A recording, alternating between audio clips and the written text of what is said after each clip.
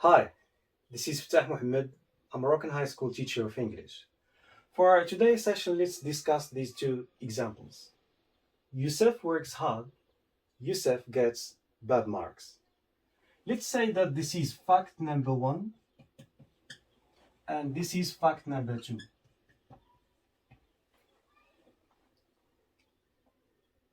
Fact number one, Yusuf works hard, and fact number two, Yusuf gets bad marks. When we discuss the meaning of these two facts, we recognize that there is a kind of contradiction. Yusuf works hard, and there is something which is not expected. Yusuf gets bad marks because it is normal and logically speaking when we have someone who works hard, so he or she is expected to get good marks. But in this case, we have a kind of contradiction to the first fact. Yusuf works hard, Yusuf gets bad marks. So in this case, we are talking about two contrasting facts. Okay? But the question is, how can I express these two contrasting facts in one sentence? How can I put it in one sentence? To do so, I need certain specific linking words. Among these linking words, the most frequently used ones, we have although and we have in spite of. Okay? So we use although or in spite of to link between these two contrasting facts in one sentence. And this is what is called expressing concession. So the lesson of today is expressing concession. How can I express concession? To express concession, I have to use these linking words to link between two contrasting facts. Let's put it into practice. So we have Yusuf gets bad marks. Let's use although first. Although he works hard. So Yusuf gets bad marks, although, and here it is used to express this concession or contradiction or contrast, he works hard. Let's use for in spite of. So we say Yusuf gets bad marks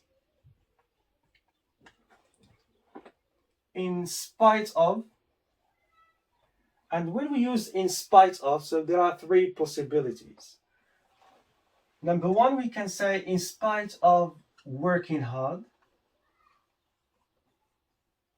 Okay, so this is possibility number one. Yusuf gets bad marks in spite of working hard. Or we can say in spite of his hard work. Okay, or I can say in spite of the fact that he works hard.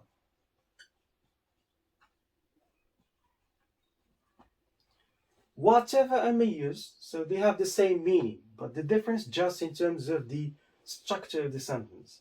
Because when I use although, so although it is followed all the time by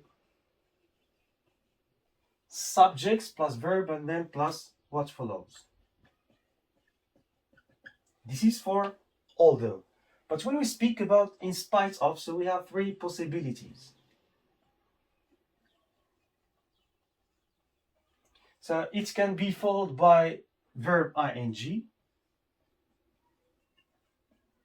okay? Or it can be followed, we have his hard work, so this means it is followed by a noun. Or I can have, like in this case, we have the fact that and plus subjects plus verb plus what follows.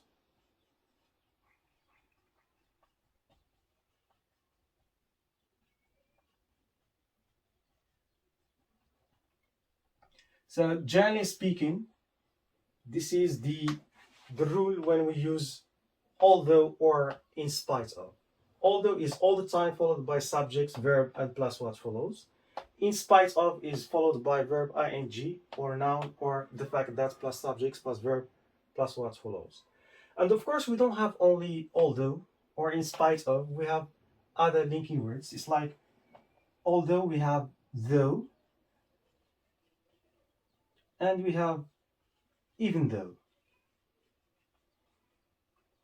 So although, though, even though, they have the same grammatical rules, followed by subjects plus verb and plus what follows. But in terms of the meaning, approximately the same meaning. But there is slight difference that I'm going to explain in terms of meaning. But the general meaning or the general use of although, though, even though, so all of them, they are used to express concession. For in spite of, it is like despite. So in spite of or despite, they have the same grammatical structure, followed by either verb ing or noun or the fact that, and then plus subjects plus verb plus what follows. For better understanding, let's have other examples.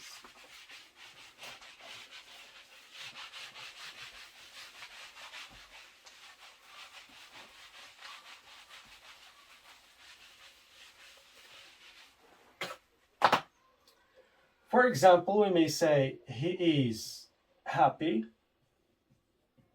Okay, so this is fact number one. And then we have he is poor. He's very poor. He's very poor and he is happy. So how can I link between these two contrasting facts in one sentence?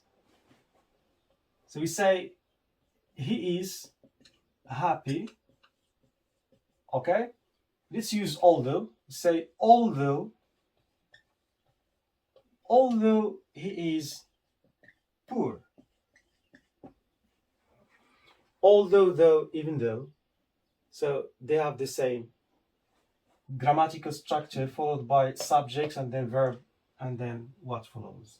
Suppose that I want to use, for example, in spite of. So we say he is happy in spite of, and then we have three possibilities. In spite of being poor, this is possibility number one. Or I can say in spite of his poverty. Or I can say in spite of the fact that he is poor. Let's have another example. For example, we have he is sick and he went to work.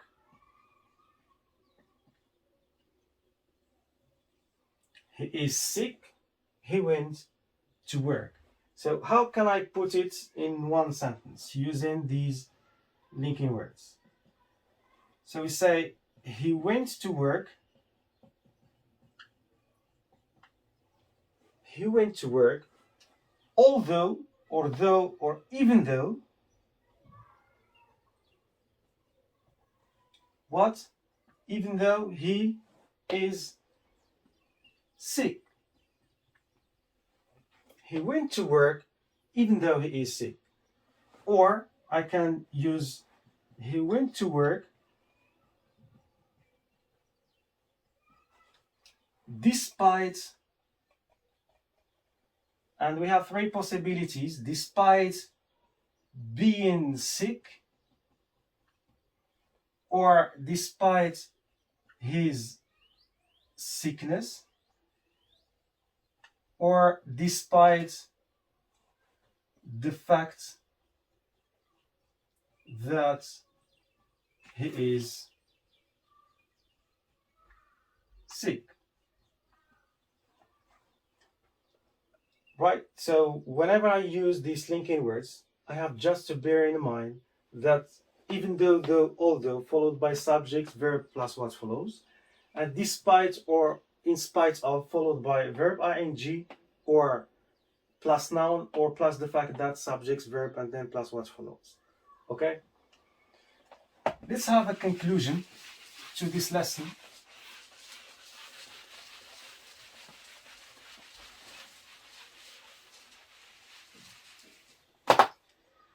Right, so when we speak about expressing concession,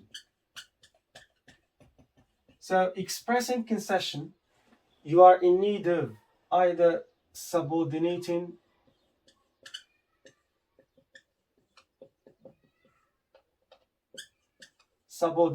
conjunctions that are although, though, or even though. Okay, so we can use subordinating conjunctions although, though, even though, and the use of though, normally it is used in informal spoken language, and even though is more stronger than although. But general use of although, though, even though, it is used to express concession, but slight difference in terms of the degree and the use or the context of use. So this though is more used in spoken informal language, and even though is more stronger than although. It has to do with that kind of emphasis and so on. Or I can use prepositions. Prepositions like we have in spite of, or we have despite. Okay, so whenever I want to express concession, means to link between two contrasting facts, I can use either subordinating conjunctions followed by clause, or I can use prepositions followed by phrase. Okay, this means followed by subjects, verb, and plus what follows, but this one can be followed by verb ing or noun or the fact that and so on. Right, that's it. So this is all about expressing concession, and to check your understanding, let's move to exercise.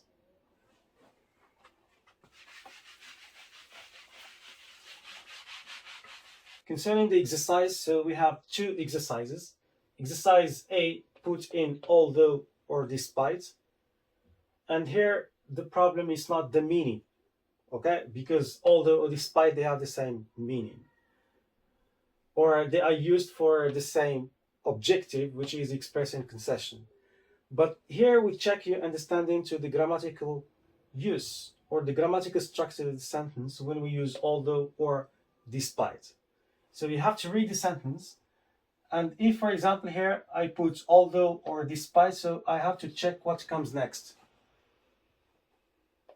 So the project succeeded.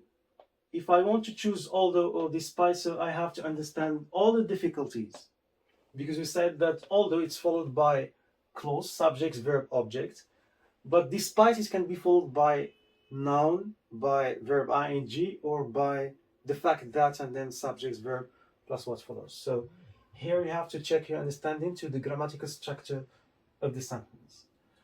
For exercise number 2, rewrite the following sentences as suggested. This means we are given these linking words.